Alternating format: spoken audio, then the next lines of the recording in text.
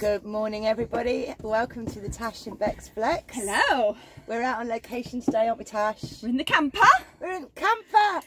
In field. In field. Can't see the beautiful views, unfortunately. It's stunning. But it's amazing. Isn't it lovely? Yeah, we can see the sea, can't we, Tash? We can see the sea, and look at it. It's all like hilariously 80s. I feel like I want to sell ice creams out of here and stuff I like want that. you to sell ice creams out of here, because I would definitely buy one, Tash. That's cool. So, welcome all, whatever platform you're watching us on today. It's the 1st of September, isn't it, Tash? It's a bit of a shock. I don't know, actually. It's a bit of a shock to the system. So, we were supposed to have Deborah Dodson on today, weren't we, Tash? We were. Unfortunately, I'm not sure entirely what we did wrong. I felt that we respected her research, and I felt that we said when it was her work, specifically it was her work, and when it was our work, that was our opinion. I believed that we did everything correctly. Yeah. And I think everything was fine until a friend of yours. Yeah, my friend Debbie. Hi, also Debbie. Another Debbie. Yeah, another Deborah. Debbie, we got in contact with Deborah Dodson and asked her to go on their show. I think that's what happened. And then, for some strange reason, she felt that it was us trying to deceive her.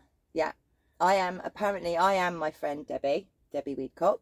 We are the same person. The same person, which means that, as I said to Tash, have you not seen my skin suit, Tash, that I've got upstairs in my house? My Debbie Weedcock skin suits, and so we just don't know. We don't understand. But basically, yeah, it was fine, and then it seemed like. Because obviously I'd asked Deborah Dodson if she wanted to do an interview, and she wasn't happy to do that, and she wanted to do it via voice, which is absolutely fine, not a problem. Yeah. And it seemed that maybe because then Deborah asked the same question, that she felt we were trying to get.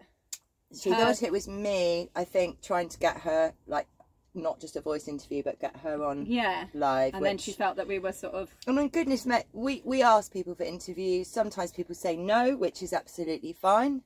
Sometimes people say they want to do a voice one, or but a no is fine. A flat no is fine. Nobody has to do anything they don't want to do. And it is a shame because you know, when we were both researching this whole actor-based reality thing, we looked through different people's work, and Deborah's one was the one that we chose because it was done so well. It was executed so well. It was very concise. It was done to a very high level. Very clear. It's very clear. And some of the we don't want to put too many different people's points of view, because some people believe it's all about the ear biometrics, and you know, you can overload with too much information. So we felt to choose one and work with that one. And for whatever reason, we chose Deborah, and for whatever reason, it's gone this way. So I do think it's important that people realise that we still need to look into the.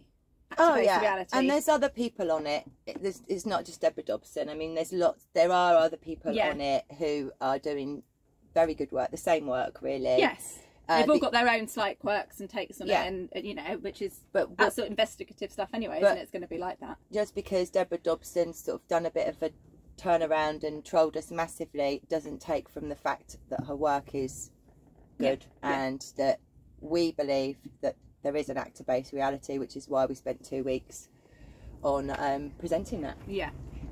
So, no Deborah Dodson today. No. In fact, no Deborah Dodson again. No. I think is the answer to that one. I think it's the answer to that one. I think we'll just leave that one be. We'll just leave that one where it is. But, you know, do check out the actor-based reality. Yeah, we can put, there's some, was it Stroppy Cow pointed out some really good people on Twitter. So we can. Critical Thinker is one of them. Yes. I've been looking at his his stuff stuff's on Twitter. very good. So, you know, there's a lot out there. Don't feel that just because there's been a bit of a flip out that discredits the whole thing. Yeah. Because it doesn't. So we thought instead of that we would do something completely different. With schools going back next week, some I think are going back this week actually. Probably are actually, aren't they? September, but with schools going back next week, we thought we'd talk about the school bill, that's the new school bill that's gone in now. At first we thought we might have a look at it and go through it, but actually most people that are concerned about it already know what's in it. And the concern is with the PSHE lessons, and the agenda really that's being pushed in the name of the sexual education. It's what we used to call sex education that we had when we were in the last year of primary school. I think, was when we had it. I didn't have any until senior school. So we had no, I think we had a little video of some cartoon people making a baby at the end of primary school, and then it was in biology, wasn't it, in secondary school? In secondary school, it was in biology, and it was purely how we reproduced. And we had a banana and a condom. See, we didn't have any of that. I'm a little bit older than you, and it was all very Victorian in my era. It was literally a kind of cross section of. Did you go to a church school? No, I did. My junior school was Roman Catholic, but my senior school was just a normal comprehensive school. But we did cover contraception, but that was it. We covered the forms of contraception and the way that a baby was made, and that was that. That was that. So I'm just gonna, before we start, because what we want to do today is, rather than going through the bill, is she all right? Of course she is. So I'm just checking on Rora. Is to empower you as parents as to what you can do, and also remember, with the whole bill thing, it's no different to guidelines and stuff. You know, it only affects you if you choose to let it affect you, and you choose to consent to it. Yeah. And there's that whole thing of, should children be even in school? Should they be in these indoctrination camps? Because of course the whole feminism movement was all about that. It was about being able to tax that second person, get them into work. Yes. And then get their children at a very young age into school, indoctrinated from the age of 4, isn't it? I think.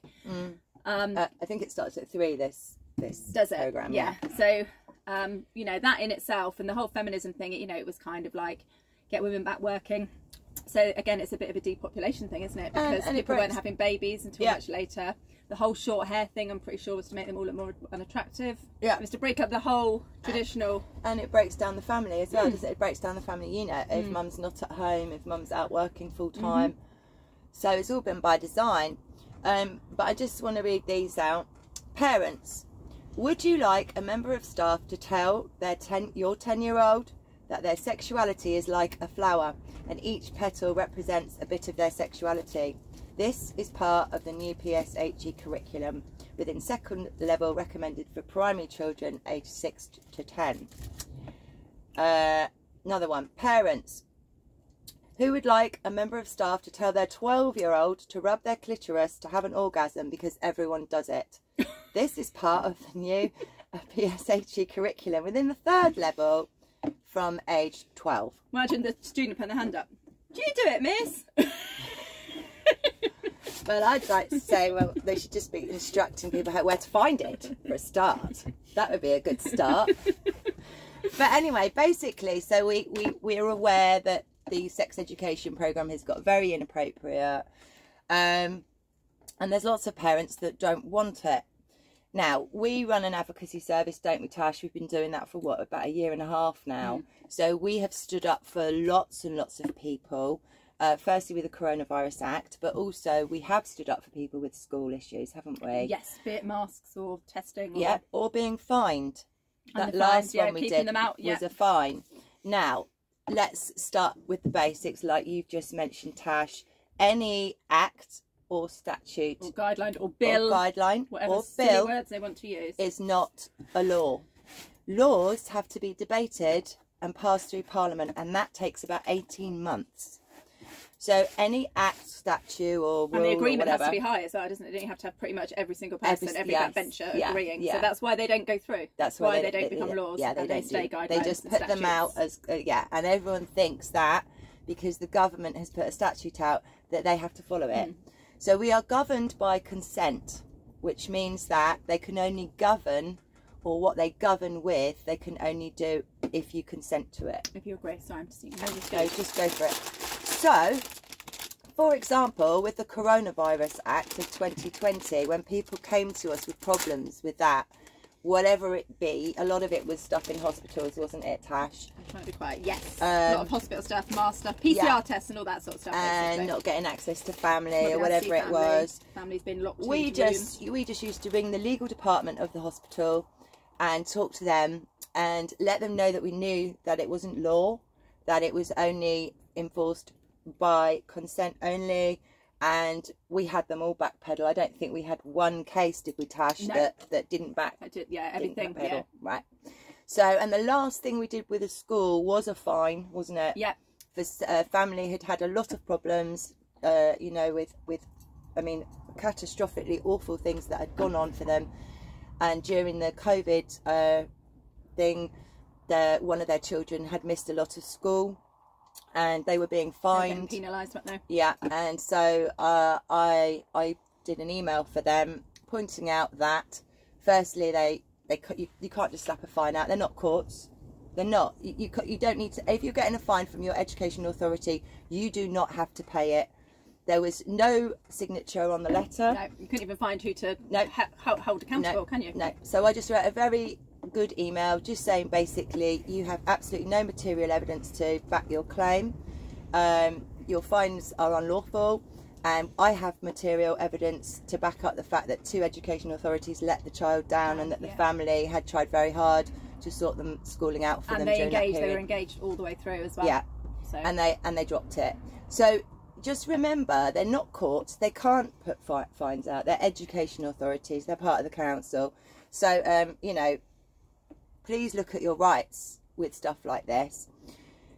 And so moving on to the school bill, I'd love to see how the Muslim community and the Jehovah's Witness community are going to respond, because they always take their children out of sex education. I went to a church school, and the Jehovah's Witness didn't come to the harvest festivals, all sorts of things, and it was just, you know, they just got removed out of assemblies as well, because obviously they were towards a certain type of God rather than just basically taken off and do something else for that hour or whatever. So because what the government is saying is that you are not allowed to remove your children from PSHE. That's nonsense. They are your children. They can't just say, oh, you can't do that. So what I suggest is that all of you that are concerned go in at the beginning of term and ask to see the PSHE curriculum for the following year. They might say, oh, you're not allowed to see it. That's bonk. That's absolute nonsense. Of course you're allowed to see what your child is being instructed. But even if they said you can't see it, then you just say, well, I will be removing little Jimmy or whatever from these lessons. And you can go in and pick them up and take them out yourself. Yeah, I would. If they say you're not allowed to do that, then you need to start instructing the schools and educating the schools that it is not law. PSHE is not law. No lesson is law. And you say it with the kind of thing, you know, it's not like religion, but it's a moral. You do it on your morals, and it does not affiliate with what you believe to be the correct path for your child, and therefore you've got moralistically you have the right to remove them. But I mean, personally, would you, if you had children of school age, would they be going to school? No. Absolutely. I mean, I've got one who's still at school, and he's in his last year. That's sixth form, is it? Yeah. Sixth form. And he didn't go for the entire time of the Rona, did he? No. I took him out. Now, when I took him out, he was not wearing a mask, and he was being penalised by his peers for not wearing a mask. And so I took him out because it was psychologically damaging the atmosphere. So the school contacted me. They tried to get me to sign a flexi learning agreement. Right. I read it through, and I thought, hold on a minute. If I sign this, then I've contracted with them to a certain amount of lessons in school a week. So I sent it back, and I said, I'm not signing that.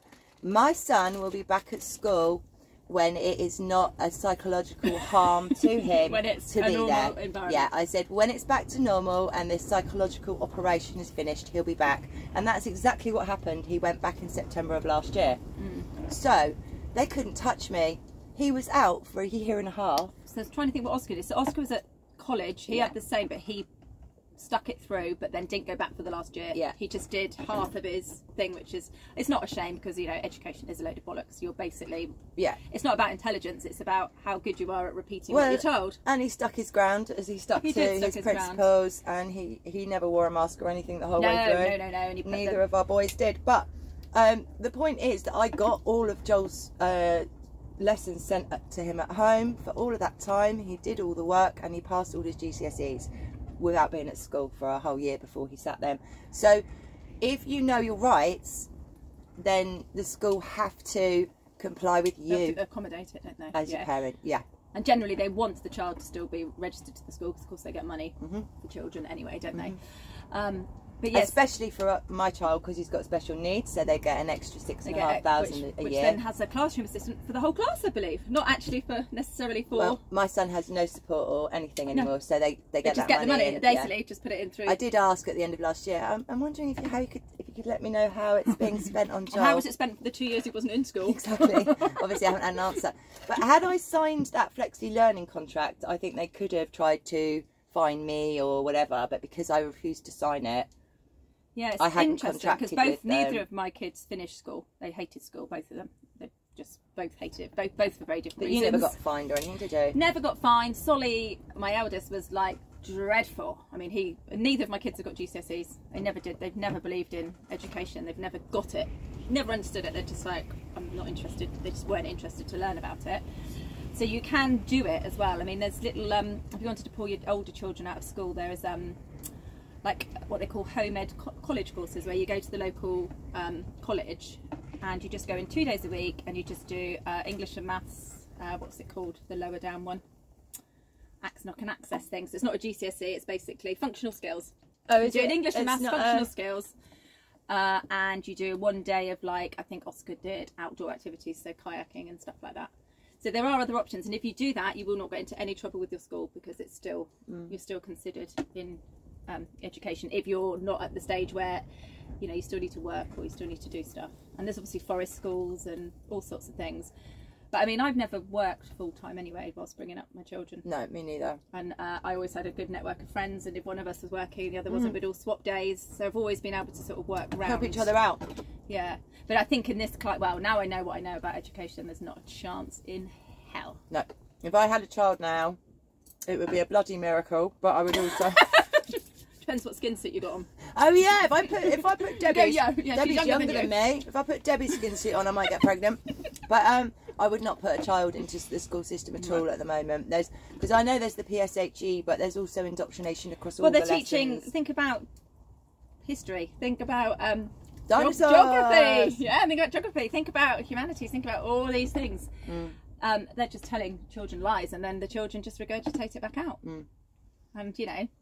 I personally can't think of anything worse than that, really. But I know it's not easy for everybody to be able to do that. But the way things are at the moment with money, everyone's got to work. Everyone's trying very, very hard to work to pay their bills. So we get that.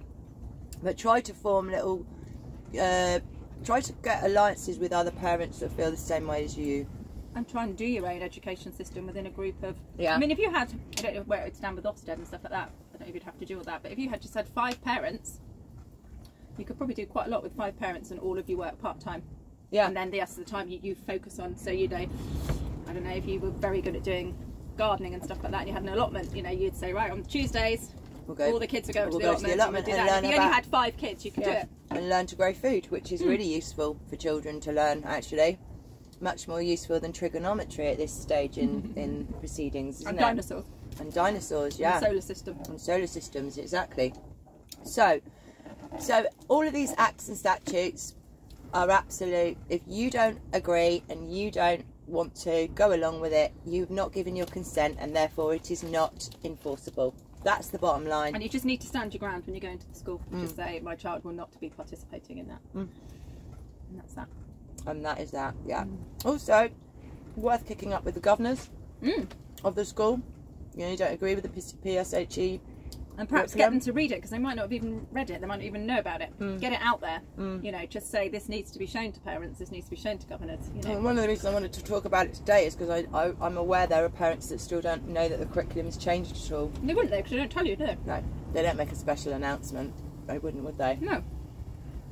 So, I may put up on the Telegram channel, I may do some frame letters for parents, just pointing out. I'll do one with all the law and common law and everything in it, and put them up on the channels, just so if you want to do something like that, you've got a frame letter up.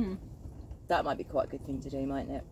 I don't even think it needs to be even common law in it, does it? It just needs to be, my child will not be participating. Yeah, it's not really common law, actually. No, it's just, you know, that's all a load of bollocks anyway. This is a... But yeah, you just need to do like a, I don't know, just a you're informing them, aren't you, that they will not be attending. Yeah, don't ask them Tell them. Tell them.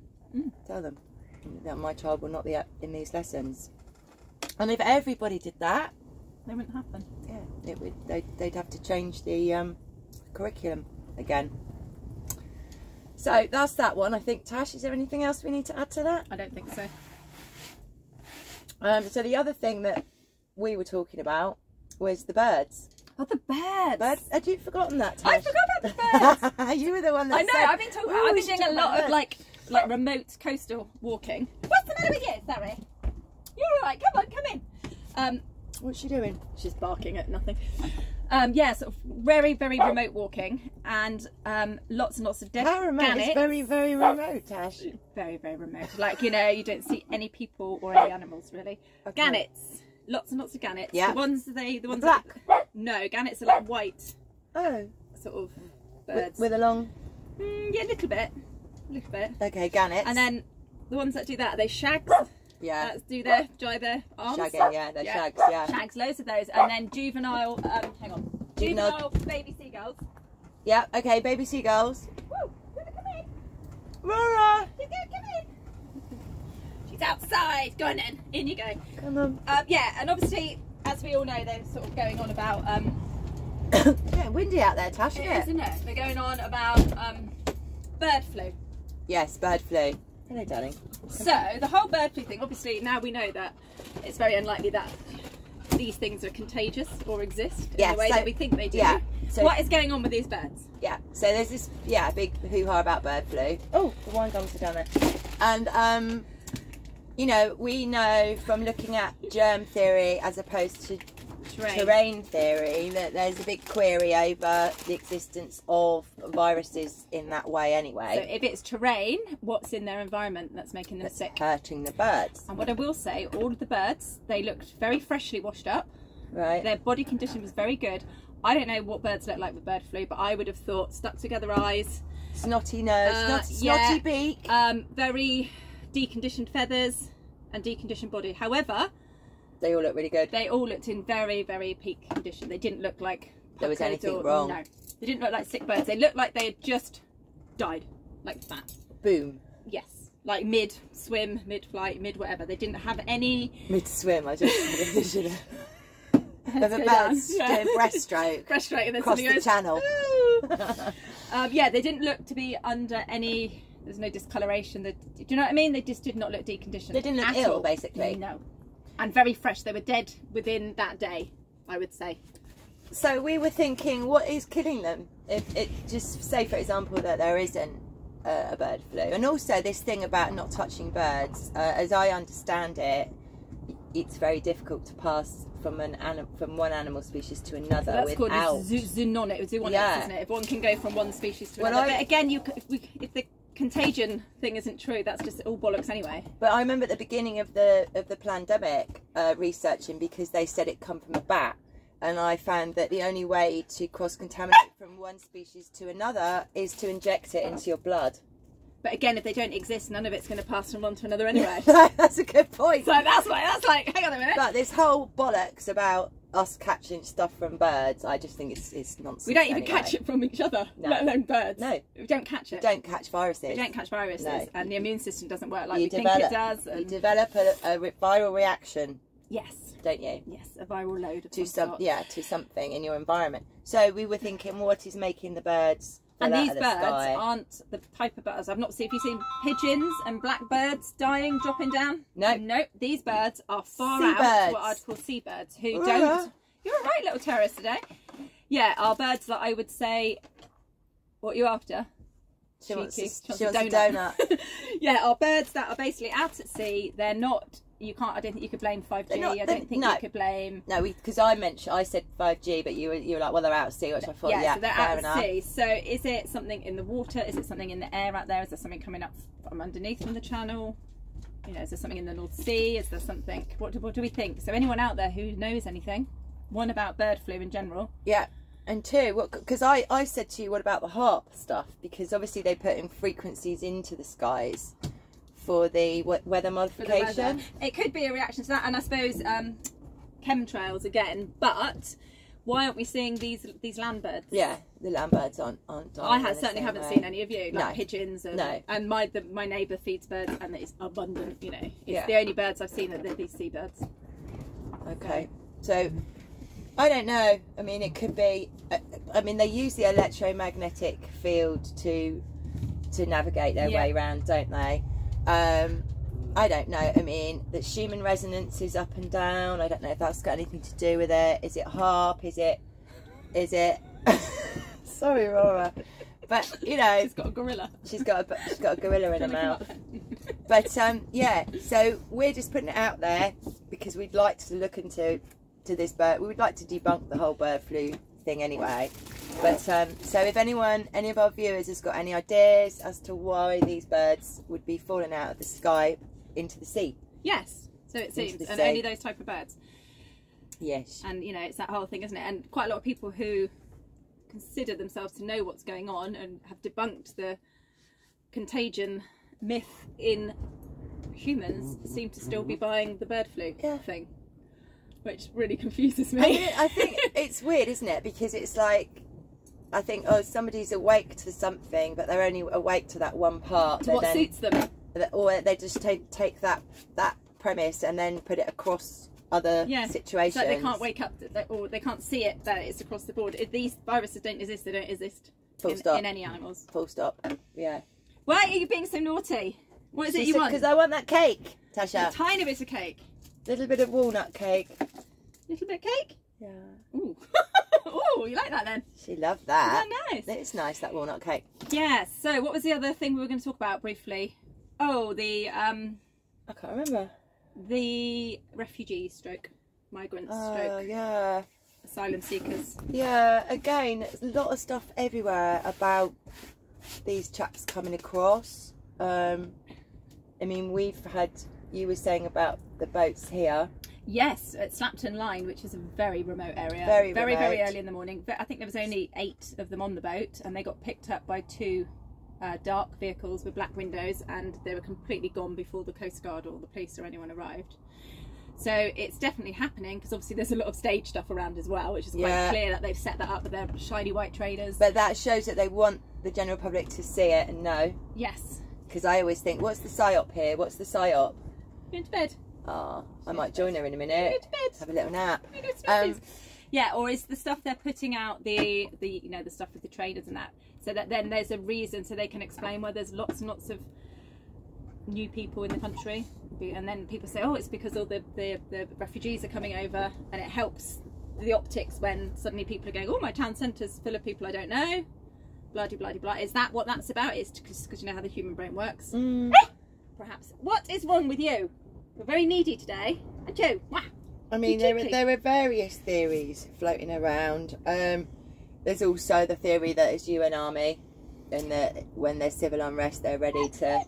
I mean, you could say it's an army anyway, because an influx of people anywhere is an army. Is an army, especially if they're all of a certain age and a certain physicality.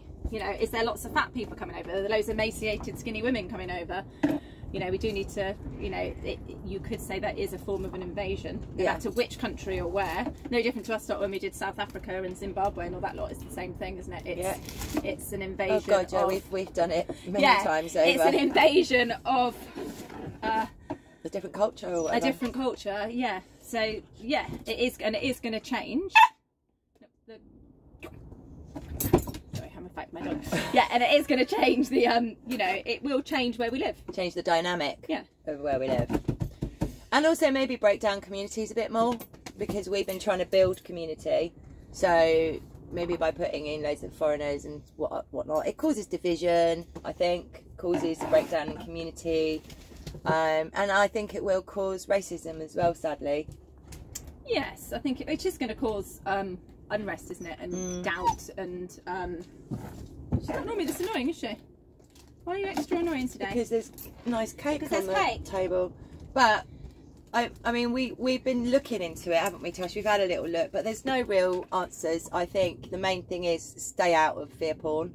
Stay out of fear porn. Stay out of fear vibration. If it is something big and major anyway, it's above what we're going to do about it. It's already written, isn't it? And if they are here to pointed out, they've trained foreign armies here for a long time. Forever. Like, yeah, the Dartmouth Naval College does what they call foreign nationals. They make a lot of money from it, and they've been doing it for about 15 years.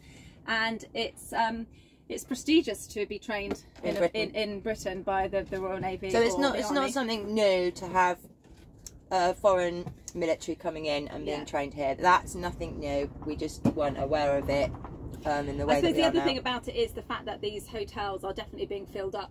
Yeah, it seems to be the Holiday Inn. I checked our local ones; ours are absolutely fine. Right. You can book as from next week, all the way through. You know, and Plymouth Port, so it's not too far away. But ours are absolutely fine. It's a naval port as well, isn't it? Yeah, it is, but it is particularly bad in Kent, isn't it? Very bad. Obviously, you've got Dover there, and these people are definitely being housed. They're being brought in and they're being housed. And these hotels are obviously doing the contract. There's something in it for them. Blah, blah, blah, blah, blah. But yes, I don't think we'll ever really know what the well, we will potentially. One way or the other. Yeah, one way or the other. You know, at this stage, it's speculation, isn't it? I can't buy into it. I know. It's just how I feel. I'm just like, no. I listen to my guides above everything else because there's so many conflicting stories and let's be honest, they want us to know. We were discussing this earlier, how the Great Awakening is exactly the same as the Great Reset, and I think the Great Awakening is actually the biggest test that we've actually got to come to us, because it's clear that it's both being run by the same people. If they wanted a Great Reset, right, they could wipe us out like that. Oh yeah. So this psychological operation of the Great, you know, oi, she's been really naughty, isn't she?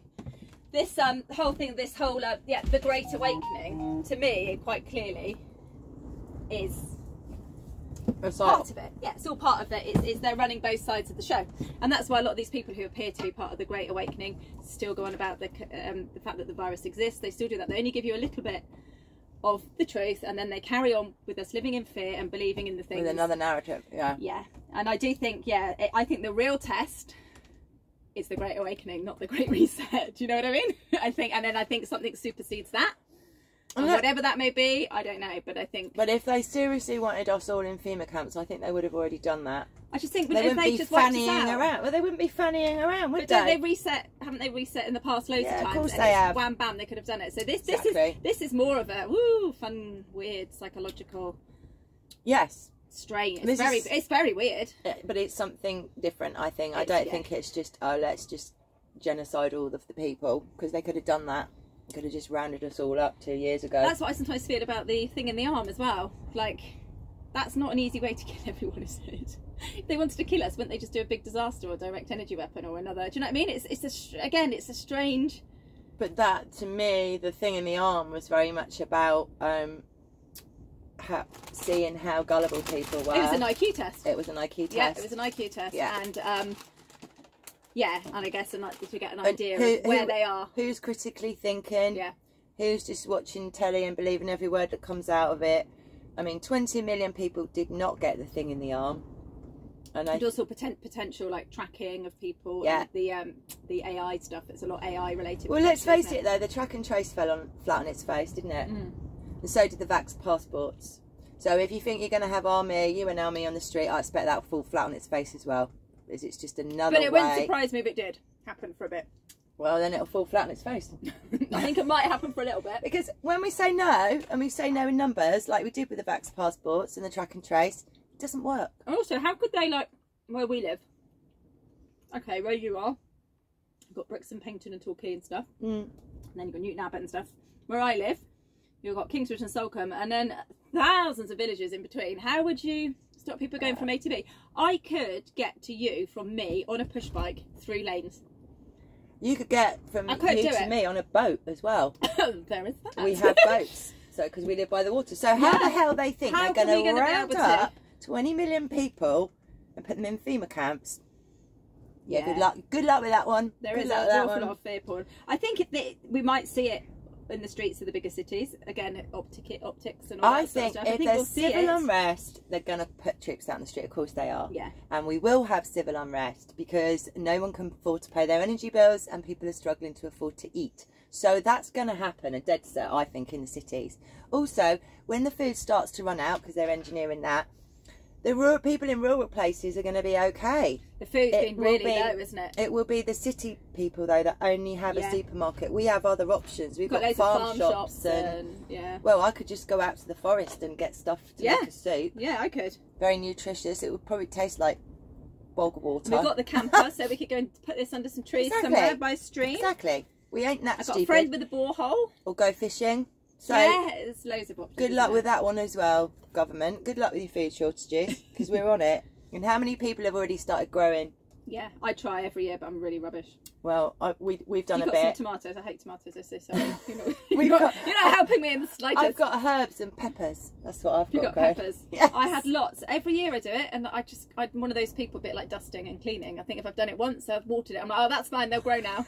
And then they'll die, and it's a bit like, you know, when you dust the skirting boards. I'm like, well, I dusted them last year. I have to do it again. You have to water the plants every day, Tash. It's one of those things. And I come from a horticultural family as well, and they're horrified that I don't know how to garden. My garden's just awful. Oh, your garden's all right. It's just full of thistles and raspberries. I've got raspberries. Raspberries are very tasty. Oh, lovely. But they annoy me. They come up like brambles everywhere. Yeah, I know. They don't look like raspberries, do they, at first? They look like brambles. They're everywhere, and I'm like, then I think, oh, maybe I've got some blackberries, actually. I've got blackberries growing. The blackberries are gorgeous this year. No, mine are terrible. Mine are terrible. They're really small. Oh, are they? Puny. If you go out on the coastal paths, they are. I've never tasted them so sweet. Oh. They are beautiful because of all the sunshine that we've had. They are beautiful. Actually, that's true. And you know, like sometimes you get the hard bit. It doesn't have that because it's ripened. Soft. Yeah, they're really nice. Ooh. Just in case you want to go some picking. Yeah. So there's fruit trees around. We'll be all right. We'll forage. Fine, yeah. And to be quite honest, the way that we are so gluttonous in the West, I don't think. Yes. Yeah. Look at our gluttonous behaviour. Just for the sake of it. But no, it wouldn't do us any harm. No. To value food a little bit more and eat when we're hungry rather than because there's wine gums in front of us. Exactly. So. Anyway, have we got anything else, Tash? I think that was it, wasn't it? We just thought we'd do a little chat. A little chat because we didn't obviously manage to get our very special guest on today. But never mind. But aren't you her? Oh yes, sorry, we did get the guest on. And we had Debbie on, Debbie Weedcott, and me. So can I interview you? Oh, go on then. Oh, I don't know what to say now. Anyway, thanks guys. Think on what we've said. Don't get pushed around by your schools. Remember that acts and statutes are not laws. They're only enforced by your consent. And if you can get your kids out of school though, just get them out. Yeah, get them out. If you take your children out of school, eventually schools will be defunded. Get them out. And it is the clearest way to show the government you do not consent. And indoctrinating children from the age of 4 is genius. You know. You will lose your children. They spend more time with teachers than they do with their mum or dad from the age of 4. Now, how can that be okay? And you will lose your children. How can that be okay? At what point did we get conditioned to think that was okay? Well, I don't know. Terrible. All right. Well, we'll see you all next week, and have a beautiful weekend. Bye. Who's going to turn it off though, Tash? Oh, I do it. Oh, Laura. Bye. Bye, guys.